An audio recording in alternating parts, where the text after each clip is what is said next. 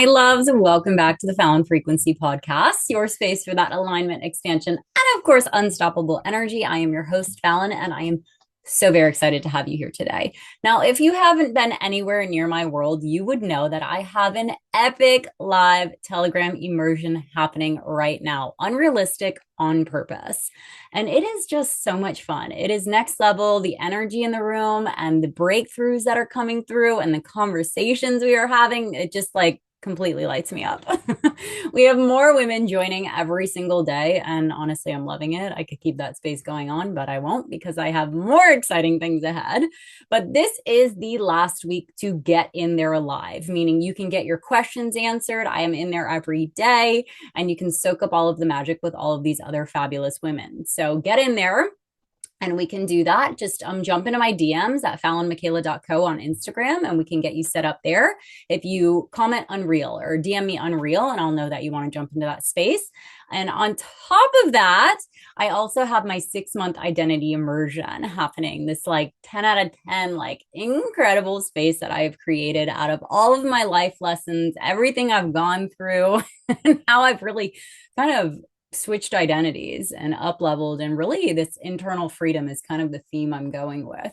And Unbound, that is officially open. So doors will be closing in May. So if you've been loving this podcast, loving this energy, and really ready to make this kind of thing your new normal, you can also jump into my DMs at fallonmichaela.co on Instagram and just write the word unbound and we can have a proper conversation and see if that's the right place for you. Now, one of my absolute favorite things that I've been doing kind of periodically from March is having these incredible women on to not just show you my story, but to show you other women's stories in the whole up leveling and following your dreams and following your purpose and your passion.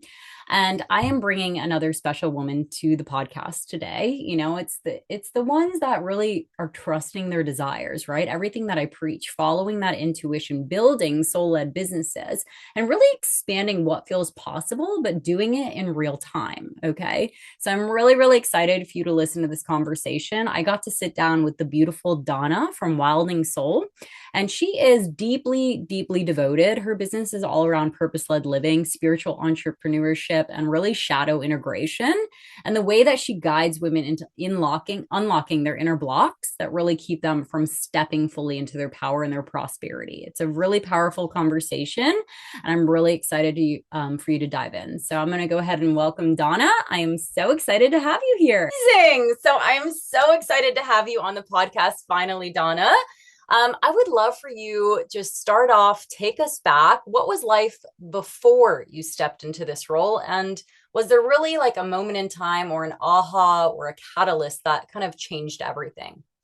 Yeah, totally. So, oh gosh, I would say I come from a corporate environment before working for myself, before doing the work that I do now. And before the corporate environment, as like a young woman in the world, I had, I think, a dream that many of us have, which is like, I'm gonna go and climb the ladder. I'm gonna go and be successful, I'm gonna like kind of elbow my way into this like male dominated office space.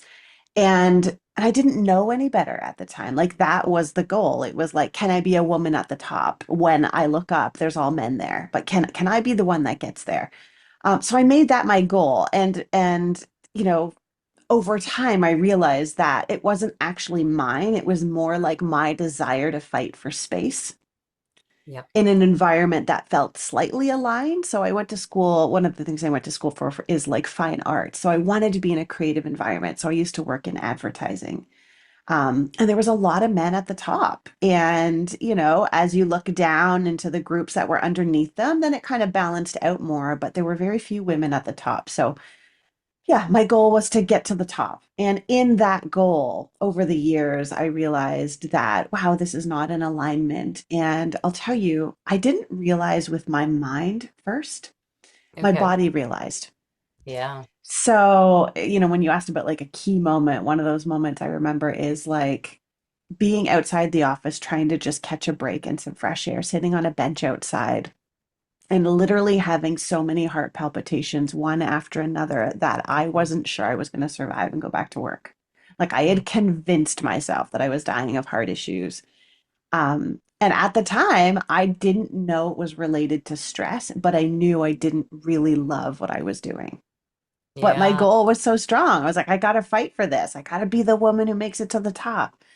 Um, but I wasn't doing that in a woman's world, if you will. Yep. Right. So the fight was stronger, had to be stronger, had to be more challenging. And, so that moment on the bench, I had this realization that, like, whoa, I don't have to do it this way. Mm. Right. Mm-hmm. I can actually create a whole new way of being a woman at the top. And it doesn't have to be in this industry. It doesn't have to be in this office. What I did know along the years, or yeah, like throughout the years of working there, is that I was selling people things they didn't need and getting really good at it. Oh, That's okay. what Well, that's a great skill advertising does. to have. Well, I was like, it's like I was working on, accounts that sold, like bad food to children. Okay, not so good. Right? Like things like this. So it's like, oh, I just can't get behind the soulful aspect of feeling like I have a purpose in this world when I'm doing that. Yeah. So, anyways, that moment on the bench, I had that realization. I was like, oh wow, like this, it doesn't have to be this way. And also, to I want to like make a difference in the world, not just as being a woman in a man's world and make that difference, but like I actually want to feel really great about what I'm putting out there. Absolutely. So I left, and I don't know if I could think of anything more oppositional than going to teach yoga Yeah. after Yeah. being in a corporate environment. Corporate But to yoga. yeah, that's what I did. So I left, I went and did a yoga teacher training, and I started teaching yoga. And that was kind of like the first step along my path of, I call it like a path of purpose, Yeah. where I could finally stand 2 feet behind what I was offering in the world. I could finally see that what I was serving up was making changes in other lives for the better, as Hmm. opposed to, say addicting people to sugar or whatever else I was, supposed to sell in the ad industry. Um, and when I stepped into that alignment, all the heart issues that I thought were health were energetic. Yes. They Yeah. literally like Oh, gone. disappeared. Where'd they go? Yeah, poof, disappeared, gone. So, that was like a big aha moment for me of like, oh wow, I have a lot of control around how I feel in this world. Yeah. And that therefore so do others, but very likely most people don't know that. Yeah, absolutely. And as you're telling your story right away, I'm having flashbacks. I was semi-corporate. It was the super yacht industry, if you know my background. And there were three different times I was going back to the yacht and just having this whole body like freak out, emotional, storm. And I was just like, this can't be right. If I'm reacting this way, there is something out of alignment here. And I love your story as well, because it's kind of one of those things I think a lot of women kind of stop themselves because it's like they have to know every step after. But sometimes it's just knowing that this isn't the right direction and being brave enough to figure it out as you go. So I love Yeah. that you shared that. Yeah, that's so funny. That was one thing I was thinking. I was like, I have to say this on the podcast today. And it was literally just sometimes we think so big Hmm. about our dreams and goals that we get overwhelmed by them and shut ourselves down. Hmm. And like the best possible thing we can do is just think of the next best step, Yes. Yeah. and it's like, it doesn't have to be hard as No, long as you just keep stepping. just Like gotta it keep gets going easy, though. it gets fun. Yeah, you do have to keep going. But it can be easy and fun if it's just like, what's the next best step? So yeah. Yeah, I love that. Now, would you say that yoga really kind of connected you back to your purpose and spirituality, or is that something that was naturally coming through before you dove into that? I would say yoga gave me the words for it. Okay. So I grew up like, I don't know if it was all that alternative, but it feels alternative now to me, maybe because the world has changed. But like I grew up like backcountry camping with my father a lot, like being out in the woods canoeing for weeks at a time, outside of civilization, like catching our food in the water, So and it was on purpose, like for fun, for joy. Yes. And I enjoyed It, it. yeah, I did. And so it gave me this real connection to all that is, or to nature, choose your word, to source. Yes. Um, and I realized through yoga and meditation that was taught to me through yoga that I had been meditating as a child, Yes. but it was in a canoe. It Hmm. was in a rock by a lake, so yoga kind of gave me words for the feelings I had felt then and the things that were happening and the organic process by which things came to me. Hmm. The way when you stand in front of a beautiful landscape, like you take a deep breath almost to take it in. Yep. It's like we take it in. We want to take in some of that life, some of that beauty. And like when we meditate or do yoga, like you take in breath to take in Hmm. life, right? So, yeah, it gave me the words for it, and it gave me the self-realization that like, oh, I'm spiritual. I really Oh, wait a like this second. stuff. Yeah, there's a word for this. It's called spiritual, and you're kind of that person. Um, so yeah, it was always there, but I got to really stand in it in a way that I could label it, I guess. Yeah. And I it, love that you said that because I feel like a yeah, lot of people feel, I've it's almost like I'm getting into my spirituality and I've got to meditate and I've got to do this, but there's so many different forms to connect. so many. Is what I think is really great that you brought that, attention to that. Because I feel like sometimes we get so in our head about our spirituality, right? I feel like we're also soul beings. We're all spiritual. We just maybe aren't tapped in or disconnected for, the noise that's around us. So to see that, it's not just meditating, right? Being in nature, doing all those things, and you were doing it as a child, like as we all are, right? We're all creative Yeah. beings tapping into that. So I think that's really beautiful. Yeah. And it's interesting because I feel like meditation, yoga, these things, they're often given as a prescription to the Mm-hmm. life that we live, Mm-hmm. right? It's the fix. Yes. Um, and I feel like it should never be the fix. It shouldn't ever be the thing that comes after. Like when I work with clients and on their businesses and in their lives, for me, it's all about how can we make your life so good that it doesn't need a fix. Yes. Right? It's like you don't need the prescribed meditation, even though you might choose to do it because it benefits you in other ways.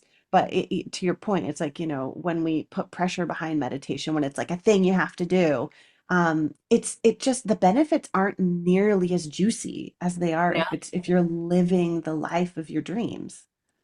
Well, I think by default, right, if you're putting that pressure behind it, you're going into it in the wrong energy, right? You're going into it like, Yeah. I got to do this thing because I got to turn my thoughts off. And it's like, well, we can do that in many ways. Yeah. And what if you change your thoughts so they're actually really fucking enjoyable? Yeah, Right? exactly. So you're just like, yes, life is good. I'm so thrilled to wake up. Like that's possible. It is. Um, yeah, and it's funny. I used to also feel this way like when you like scroll on your phone. Any woman that was like way too happy or too free, I would unfollow or scroll on by. Oh, a little And it's trick. actually like a message, Yes. right? Because it's and that like when I was working in advertising, like I was like, oh, I can't stand it. This isn't real. I thought it was all fake. I thought it was totally fake. People are performing and whatnot. And I'm sure some of that's true. But there's also the truth that life can be that good. Yeah. And, when we're unaligned in our work, in our business, in our life in general, that we forget that it can be that good. Yeah, Yeah. absolutely. I mean, I feel like anytime something I'm automatic, like what you just said, swiping through, it's like, oh, there's something in me that's still thinking that's not okay. Anytime I feel like I'm judging or that I'm triggered or like, something's not, because, just accepting people doing their thing. I'm always like, ooh, what have I not looked at? What do I need to relook at? Because I thought we fixed that. Or not fixed, Yeah. But we so looked at it. yeah. Would you say that leaving corporate, going into yoga, going down this beautiful path, was that your scariest leap that you've taken? Or, I'm sure there's been more along this journey. Yeah, I would say that was like the first big leap. So it stands out as like the scariest. Mhm. Like the first big leap is often the one that's kind of really documented, the one that makes the big change. Um, there's been other scary leaps for sure. And I mean, as an entrepreneur, I feel like entrepreneurship is like beyond parenting. I'm also a parent. I feel like those two realms are some of the absolute fastest ways to step into yourself and find, the self-awareness that we all need, right? So, Absolutely. Yeah. your kids reflect back to you the things that you don't want to see and the things that you're really proud of. And entrepreneurship too, right? Like when we look at all the things that are blocking us and stopping us as we're launching a program or, dealing with a client who's going through something and maybe you don't have an answer and all of a sudden you're like, "Oh my God, I don't have the answer. I must not be good enough, wise enough, experienced enough," right? So there's just so many opportunity for story. Yes. And I mean story as like stories that aren't serving us in entrepreneurship. So I would say, yeah, there's constant leaps that come up, but they're not as like huge as the first one where I can say like I changed my whole life with that. Yeah, yeah, absolutely. You just, again, I keep having like flashbacks and leaving the yachting, leaving corporate. I feel like I almost got addicted to just keep leaping. It's like Oh, big cool. changes and like, oh, let's do this. Let's move to a country. Let's do this. Let's do this. But I mean, out of all of the things I've done, being an entrepreneur, 1,000% has opened me up in ways that I didn't even know were possible. So yeah, I would 100% agree there. Yeah, I feel like this is like so not a nice way to say it, but like it opens us up for judgment in the biggest, most visible way. Yes. And then, how we handle that is a big part of the journey, Well, I mean, right? it's almost like forcing the layers off because, once you're Yeah. exposed, right, when we're in our comfort zone and not visible, Yeah. we don't think we have any things to address. But like you said, similar with your kids, it's that mirror back. Like, it's almost one of those things like, unless you're putting yourself out in the world, you can't have the reflection back because you're kind of in hiding. So it's like that hermit phase. But yeah, being an entrepreneur, it just, it's been a journey. It's a journey. It's such Let's a just journey. say. I agree. I'm right with you on that journey. It's intense. And it's It, great. Like I actually wouldn't change it. Do you know what I mean? Like I wouldn't go back to corporate right now. At the same time, like, entrepreneurship, like it can be a real blast. And it's like it forces you to do your personal work to be successful. yeah, absolutely. I've described it before as like the roller coaster ride, but instead of fearing the ups and downs, it's like having fun. It's like we know we're going to dip, we know we're going to go up, we're going to scream. It's going to be a wild ride. Yeah. You're just gonna learn to surf. Yeah, yeah, exactly. So now in your business, I know you talk a lot about bringing others' ideas into fruition. How would you say Mhm. that you personally feel like what's the difference between something that's truly like a soul-led idea versus Mm. just a random idea dropping in that someone's going to pursue? Yeah, gosh, it's such a good question, and there's probably multiple answers, so I might give a few, but like a soul-led idea should feel like art. Mm, Like it feels like the process of art. So there's a creativity to it. There's it's almost like you feel it in your body first. Like for me, like I feel it in like the solar plexus area, and I'm like it's like something's trying to come out or like push its way forward, and I don't know quite how to explain it. And I know everyone would embody creativity differently, but I like to think of it as like when you were a kid and and you were being creative, and that might have been you were writing a story, you were coloring, or maybe you were swimming in the pool and underwater and just like pretending you were a mermaid. Like all of it's creativity, but the way you felt then, you hmm know, if you feel something similar to that now when you have an idea, it's very likely that that is like a soul-led idea. hmm When it comes from stats and responding to your audience, and I'm not against this, actually this is quite intelligent, but I'm really for merging and blending the two. Yeah. So when your ideas just come from stats because you're like, this is what my audience needs, that's great. Like you're there to serve your audience. That's holy and sacred and wonderful. And it has to also come from your art to do it well, Yeah. because to, we have to really like and enjoy and understand the messaging and the way we're forming our programs and our offers for people to magnetize towards them. hmm But if it's just coming from stats, right, then it's like it can make sales for sure. But what happens then if you kind of miss that soul led piece along with it? It can be successful. And that's great. And you can slowly start to burn out on it or feel unaligned with it over time if you haven't pulled in that like soul led artful piece as well. Well, I love how you said you recognize it in your body first, because I find if we're too in our heads or we're only using our heads, it's probably going to be a bit more of a fear-based decision because fear is where it comes from, right? So Yeah. really interesting to, tap into the body. And I always, to me, it's like opening, it's lighter, it's very, like you said, kind of that childlike joy. It's just very Yeah. free versus something Yeah. that's like harsh, must do this. And I like to always go as well with the saying, it's like there is no right or wrong. Like sometimes we just need to try things that maybe aren't super aligned, but we wouldn't have known that unless Yeah. we took the path, right? So yeah, Yeah. absolutely. I agree with you there. Yeah, I feel you on that. Like whenever I'm in the stats realm, I'm in my head. Yeah. And often if I'm looking at stats, like if I'm looking at stats to think of what's next, I'm coming from fear, like Yeah. lack of income feelings or like that. The desire for more is great, but there's a lack and a desire, and those are different. Yes. Yeah. I like to So, describe it. It's not like hoping that you're going to get there. It's that positive expectation. yeah. It's like we know it's inevitable and we are taking those aligned steps towards it, but maybe not, like you said, when you get in your head and it's like, oh, I didn't hit this number or do that. It gets too heady and I'm like, whoa, something's off. Yeah, yeah. Recalibrate. Totally. Yeah. I actually don't love looking at stats, even if they're mine, because I get too in my head about it then, and I Yeah. lose that artful place. And, I know if the stats are good because I'm doing good. Yeah. Well, you It's feel it, like right? You feel you like, know it. You just know it. So, yeah. And generally speaking, I know what's working too without even looking. So yeah, I look when I need to, but I tend to like really just go on the energetics of like, oh, there was a good response after that email. Like I with know it. that. Yeah. Yeah. Yeah. Yeah. Yeah. But I do agree with you as well. I think there's a place for both, right? Like we need a little bit of structure, a little bit of that masculine energy, but I'm definitely not over stats. Like it gets me in my head for sure. Yeah. Yeah.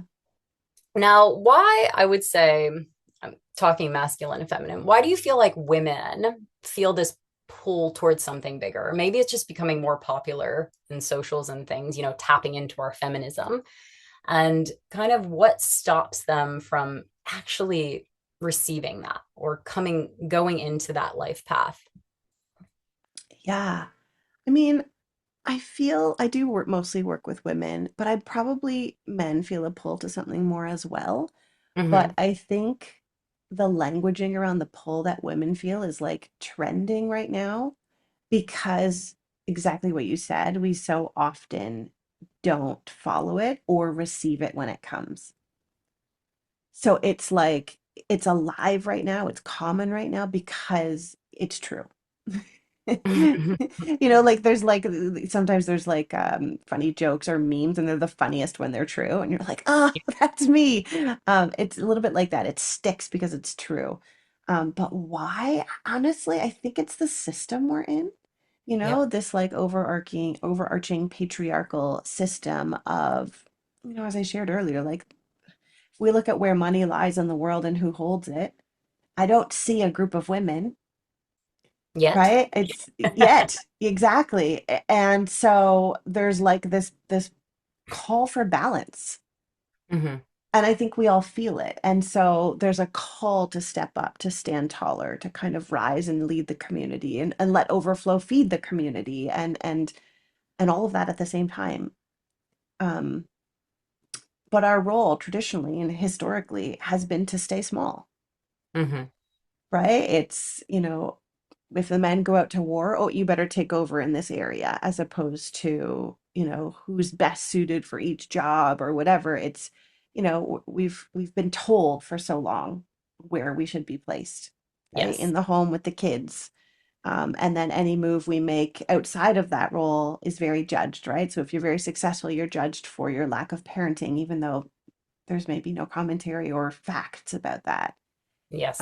If you stay home and just parent, you're like good in some eyes, and in other eyes, you're just a parent or just a mom. And even like my mom friends use, I'm just momming right now. And it's like, oh, are you kidding? Just momming. Like that's so Yeah. big. It's so Best thing to be much. doing. Yeah.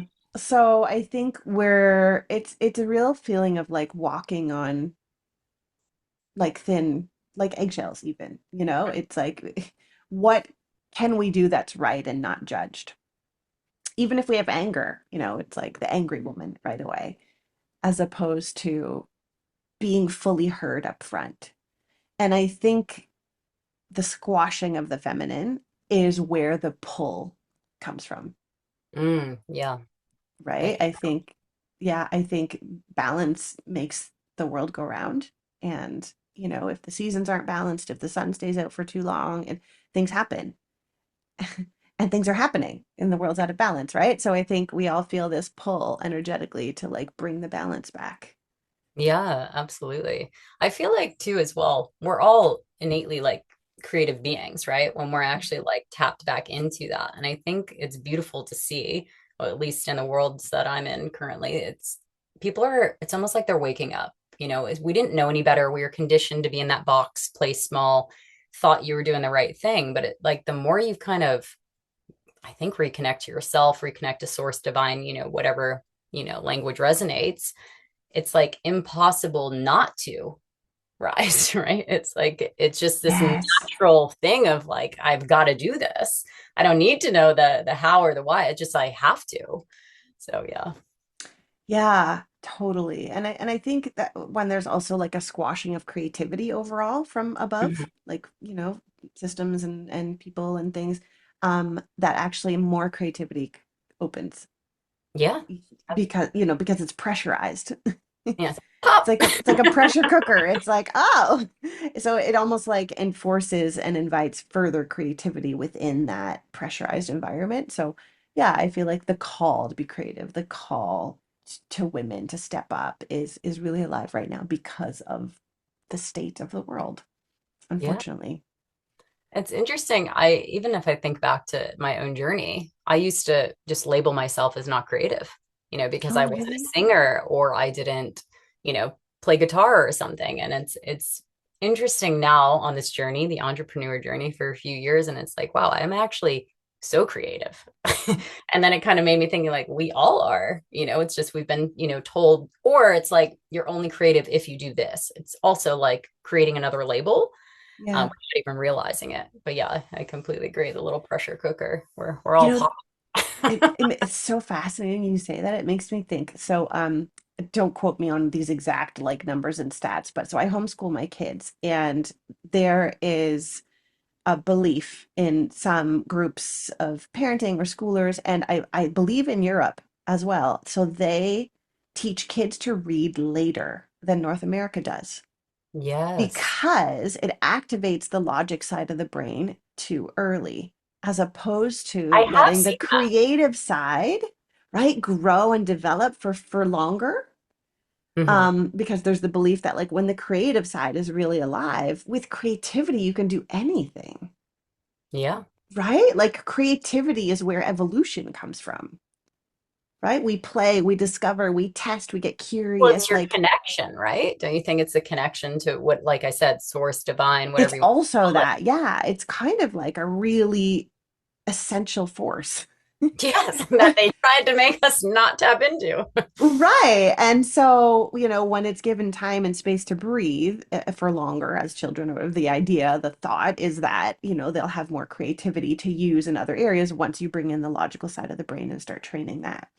So, yeah, it's a really fascinating piece. I think when you said something there and you're like, we were all taught to not be or something. And like I actually think that's kind of true. Like just based on like, get up, go to work, be a 9 to 5, or, learn to read, learn your math right away instead of get out of pretend play. So Yes. yeah, there is some conditioning around like shutting down your creativity and functioning in a different kind of world. Well, even the American way, right? It's your path is you go to college, and you go straight into work. It's like you're just cutting off any sort of like exploration. I found Right. like when I met people traveling, so I've traveled quite a bit in my life, like in Australia and New Zealand, like it's to take a gap year is encouraged because it's like Oh, you're wow. experiencing the world. You're Right. actually, opening your mind to different, perspectives, seeing different cultures, things like that, like, different juices going on where I feel like the American way was definitely, why would you take a year off work? Like, what are you doing? Like, wait, this Yeah. twisted.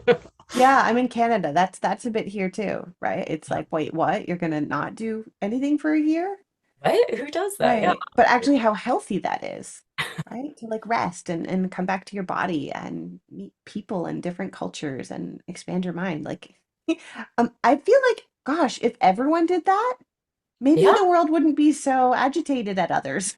They'd I be more agree. understanding. I Yeah. agree. Oh man. Now I know that you work with shadow integration. We haven't really touched on that yet.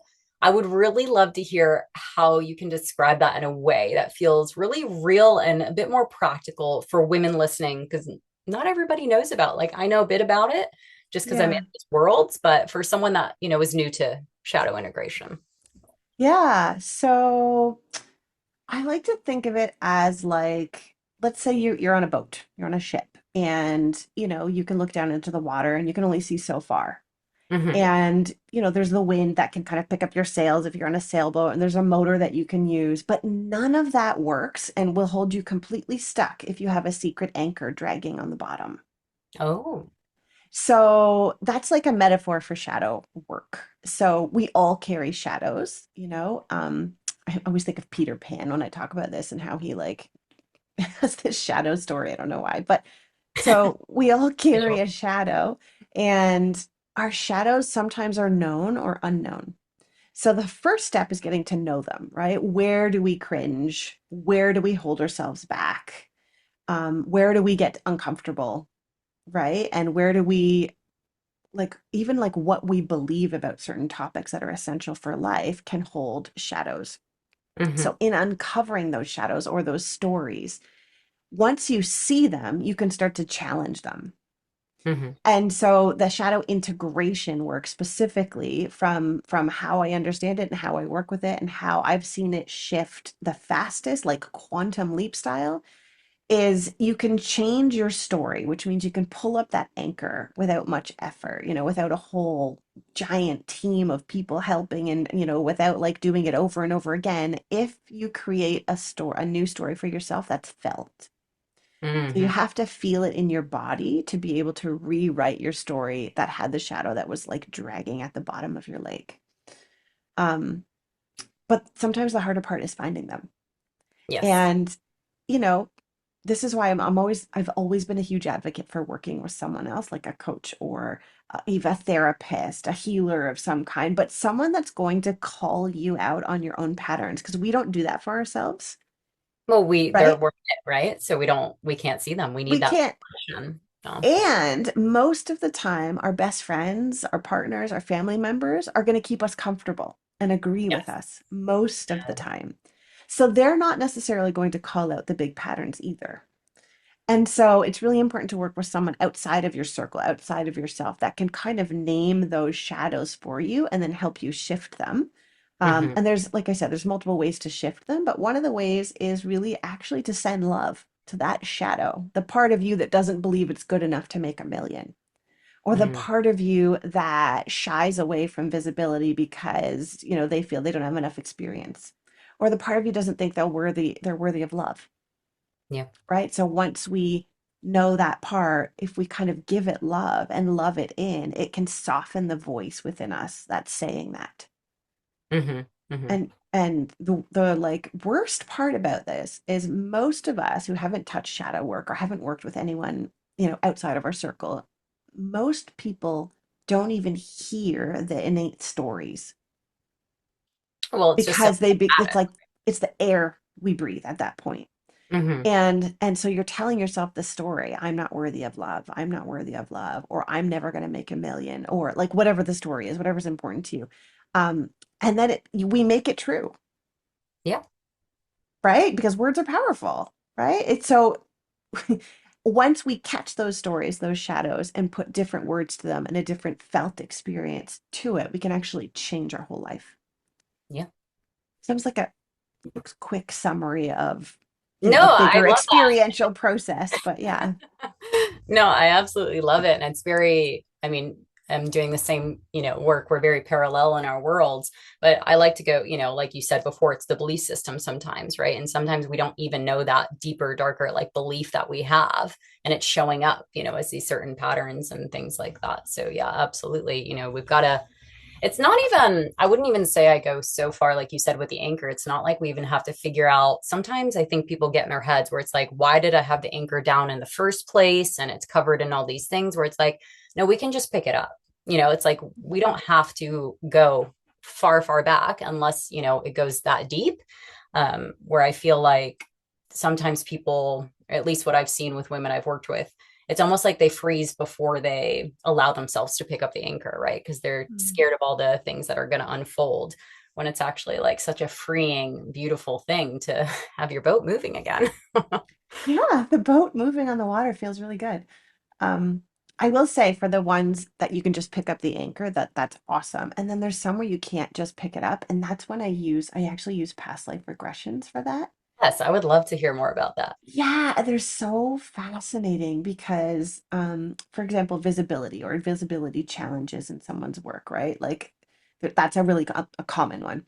Um, it's often tied back to when we do the past life regression, we go into three past lives, but it's often tied back to a story about being a witch in a past life at the times of the witch hunts, Yeah. being burned at the stake. And so once we go back and actually see the full story, so we get half the story in this life, which is like, I'm terrified of public speaking and I don't know why, Mm. right? Like, I'm afraid of judgment, but why? So, when we can go back and get the full story, like let's say you were burned at the stake in a past life, which is crazy to think of.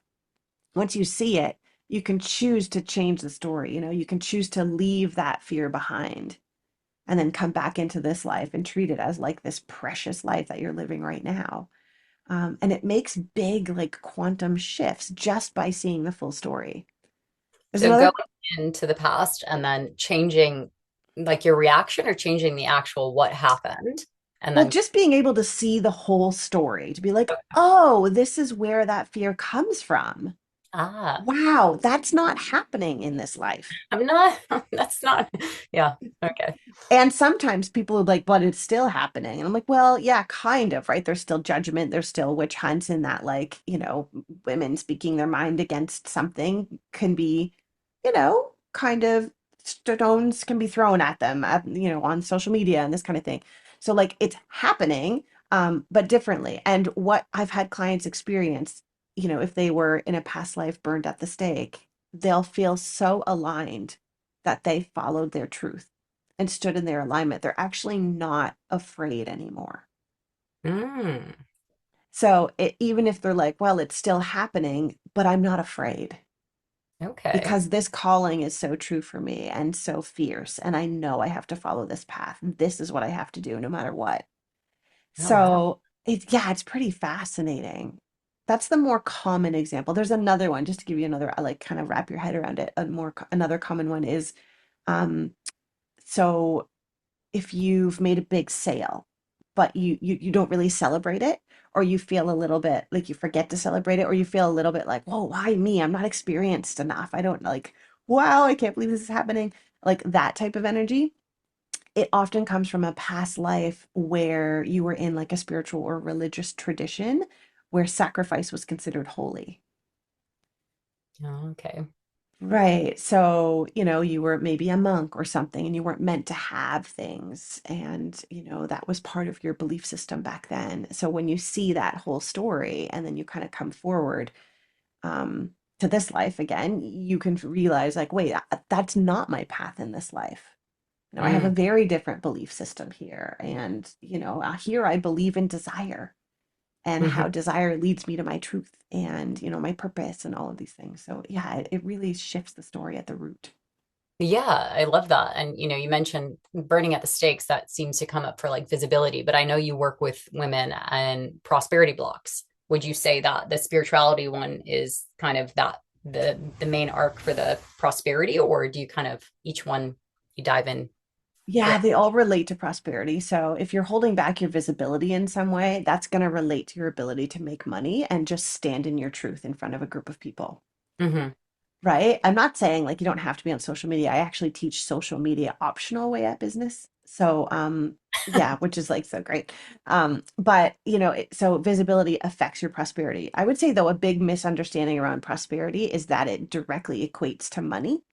Hmm. Hmm. And the way I define it is that it equates to everything. It's how you live, Hmm. how you receive, how you give, how you're in the process of finding joy, and, are you bragging about all the money you make? Great. And are you actually enjoying it? Like, do you have slow mornings? Do you go out and appreciate the bird sounds? Or are you literally like chasing the next sale and, kind of hustling all the time? Yeah. So, there's different aspects of a dream life. Someone could have hit their goal, but forgot the other parts of the dream. Hmm. So to me, prosperity comes from all of that. And yeah, so the past life work and the shadow work all works towards getting people to step fully into, like, what they feel is a prosperous life without forgetting, the dark corners of, oh, I get to feel happy and make money, not just hustly. Yeah, It's a no, big absolutely. difference. It's a huge difference. And I feel like even in my own journey, that was probably one of the biggest belief systems that I had to shift because I went from a billionaire world where it was like literally one top 1% of wealth, and it was almost like you got this view that wealth wasn't, great, depend or it wasn't done in a nice way, certain the way they were making their money, to then living in Australia with the hippies where nobody wanted to make money. They just wanted to eat off the land, where it was like wealth is a bad thing, that spiritual thing. So it was like I was on two ends of the spectrum and I was like, wait a second. I truly, for my own journey, it was like getting rid of that belief where it's like, no, like you said, the prosperity. I kind of think of like prosperity consciousness. It's that internal wealth and it's that beautiful, like, I want more to give more. It's like this beautiful Hmm. reciprocity, it's not like a hoarding thing. And I feel like, Yes. it's that whole kind of saying out of the Bible, which isn't even correct, that people get wrong, is like the love of money is the root of all evil. It's not that money is the root of all evil, because I think money is just kind of an energetic thing and it's a tool and it's a resource that we have, but it's not, I don't know. I just feel like there's still such negative views on it. Yeah, especially in the spiritual communities. Yeah. Yeah, and I think that's because of who we see holding it and how they're holding it Yeah. instead of like letting it spill over in the way that it could. Yeah. Yeah. Yeah. Absolutely. Yeah, What I would you think say? Sorry, go I was ahead. just gonna say money reacts to who's holding it Hmm. always, right? Well, it's one So, of it's an amplifier. Well, I mean, was it Bob Proctor? I don't know. It's like if you're a good person, it's going to make you 10 times better, right? If you're a bad person, not going to do great. I think people get scared, like, who am I going to be, if I receive it? But if you're not obsessing and attached and like the love of it, then I don't think there's an issue there. yeah, and also sometimes fear is a really great thing to keep us on our toes. Like if you're afraid and therefore holding yourself back, like find a coach, find someone who can help you walk your line, Yep. so that you can walk it with like full pace forward to know that I get to have the dreams that I want. I don't have to be afraid of myself in those dreams. Hmm. And, I can stay in alignment and you can have your cake and eat it too. Yeah, I'm all about that. I'm all about having your cake and eating it too. Yeah. What would you say has been your most defining shadow initiation? Oh, such a good question. I would say like the death of my father was a really key moment, Mm. and the birth of my firstborn, so my daughter. So death and birth, funny enough. Um, and I'll speak a little more on that in that I think that as a society, we put both birth and death behind walls, Mm. like they're hidden, but they're like two guaranteed parts of life. Yeah, But both especially happening. either happening, and especially death, once you're here, once you're alive, that's like the one guarantee, and it's often hidden behind four walls, and we even hand bodies over for people to handle, except, so not the other traditions don't do this, right? They take care of the family members and they hold them close and they're with the death in the process of the grieving, and yeah. So um that moment when my father died, it shook me. I was in my 20s and I was shaken up out of the like, I still had the teenage view of being untouchable. Yeah.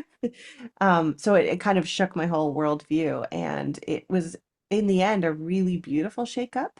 Hmm. I don't know if it would have happened in any other way. Like everything was in alignment with that horrible thing that happened. Um, but yeah, it shook me awake, into seeing the shadows that I had of one just being untouchable and um, that I had a choice of how I could live and how precious life was and how short it is. Um, that we can be doing everything, we can be healthy and it can still come. And so one of the things I do now, and I work with my clients on it sometimes too, but like I consider death as like a sister friend. Like Yeah. somehow she's like always on the shoulder of mine, reminding me that, any day and is today the day, or is today the way you want to live? Are you doing it? Right? Is Hmm. this it? So it's been a really beautiful friend to just have nearby, and it came from trauma, oddly. Yeah. Yeah, it was that big wake up call.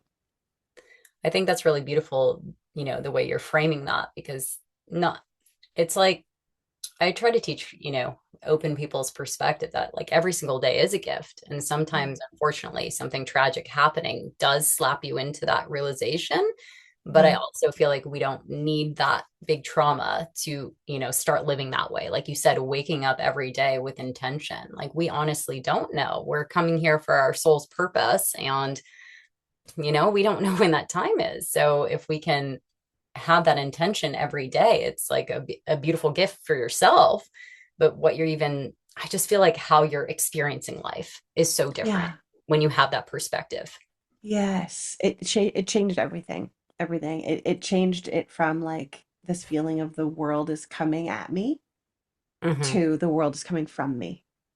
Yeah. And I know that traumatic events can still happen and we didn't call them in. I don't mean it like that. What I mean is we control our response to these events, Yes. right? Yeah. So like if you're handed a bad day, what are you going to do about it? Like that kind of response. Well, even what you said with the walls and different societies putting them up against versus certain cultures actually embracing it. And I think that has a lot, I just had a flash in my mind of like actually feeling our emotions, right? Allowing them to move through us. If we're putting things behind walls, if we're not actually processing the grief, if we're not doing any things like it's like pushing it under the rug, then it's not moving through us. And then I think it's actually lodged in our bodies longer, and we relive that trauma over and over again because we haven't allowed ourselves to allow the emotion to move through us, Yeah. Yeah. which is Yeah, kind it's fascinating because if you were to talk to people in North America about death, a lot of people are afraid of it. of, yeah. And if you talk to people in the cultures who handle the bodies and keep it close as part of life, there's Well, no it's fear. there's the Day of the Dead in Mexico, right? Yeah. Yeah, They have a celebrating. whole party around it and it's Yeah. celebrating that life and that soul and what they came for, which is a beautiful way to do it. Because I think, yeah, like you said, they're afraid of it and it's like it's that again fear-based mentality, just always trying to avoid it, always trying to do things that don't, where it's like it's inevitable, it's coming, so why don't we enjoy our lives versus, like you said, we have a choice every single day, Yeah. we choose to experience things. So yeah, I think that's, yeah, very important to bring up. Yeah, it's funny. I work with past lives, as you know, but I also sometimes work with death, as I mentioned. And I literally one of the big practices I'll give clients, I'll share with you and anyone listening, please do it, is to write your own eulogy or tribute now. Oh.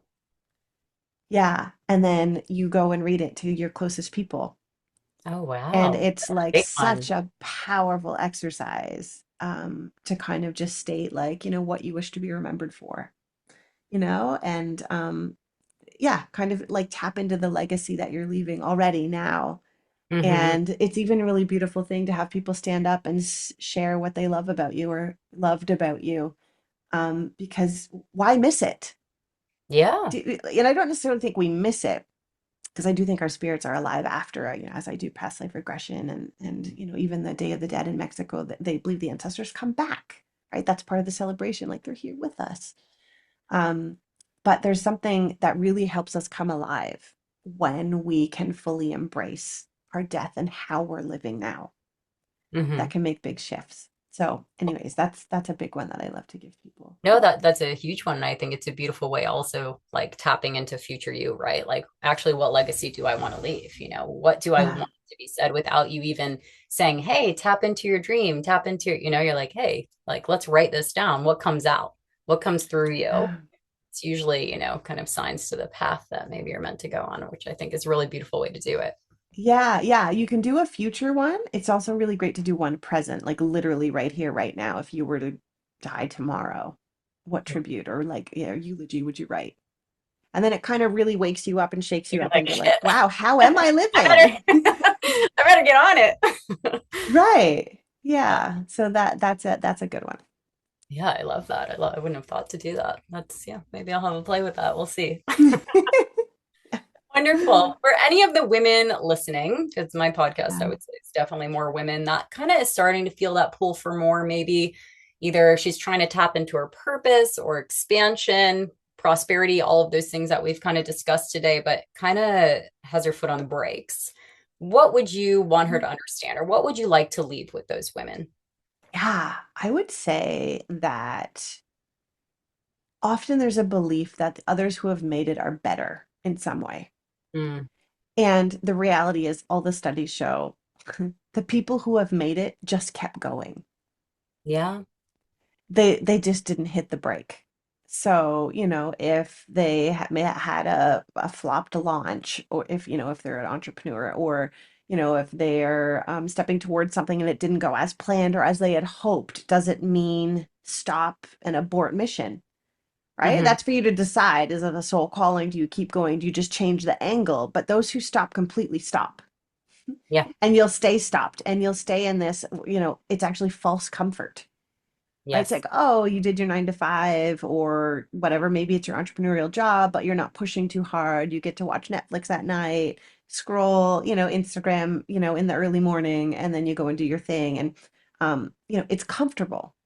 Hmm. But when you're living your best life, it's my belief that you feel so alive because you feel so much, which is not comfort.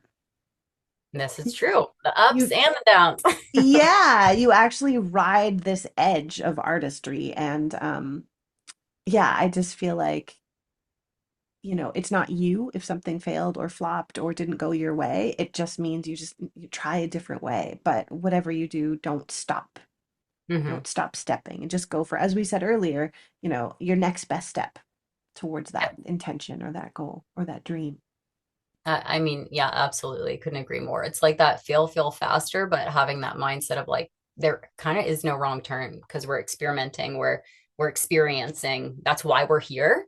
So it's Yeah. like actually we're meant to feel the feels. We're not meant to avoid them. Where I feel like so many Yeah. people, it's that box again. Like let's not get out of our discomfort, right? Or our comfort zone and feel anything. And it's like, well, that's numbing. That's not why that's actually not why we're here. Yeah. I love Yeah. that. And there was a lot of like belief systems that taught that feeling was not the way, right? To Yes. kind of like don't go into your feelings, go and meditate, let them just float on by instead of feeling them. And I'm not saying that's wrong, but there seems to be a different path that's emerging that really encompasses the feminine, which Mhm. is flow and feel and to be in the things that arise within us. And by being in them, those things then move on and continue with their flow. Well, again, it's the power of the presence, right? Like if we're present, if we're in it, if we're feeling it, it's almost like fear ceases to exist. Like that because you're not in your head and you're not 10 steps ahead. It's that one step in front of the other and just being. Yeah. Yeah. Yeah, I've always loved this quote, but it's like you can't get lost on an adventure. Yeah. So Well, I often come back to that. It's like, if something didn't work, that's okay. It's an adventure. Let's an figure out what adventure. does. We're going for the ride. Yeah, Yeah. yeah. Well, I have loved this conversation. Thank you so much, Donna. I'm so glad. We've been trying to do this for a few months and it I finally know. happened. Thank you so much. Amazing. I would love for you to, for everyone listening, where's the best place to reach you? What are your offerings right now? If you want to give the Oh, audience a little bit sure. of that. Yeah. So my website is donnawilding.com. So it's a wilding exactly the way you've I'll heard put it in it. the show notes as well. Oh, sure. Yeah.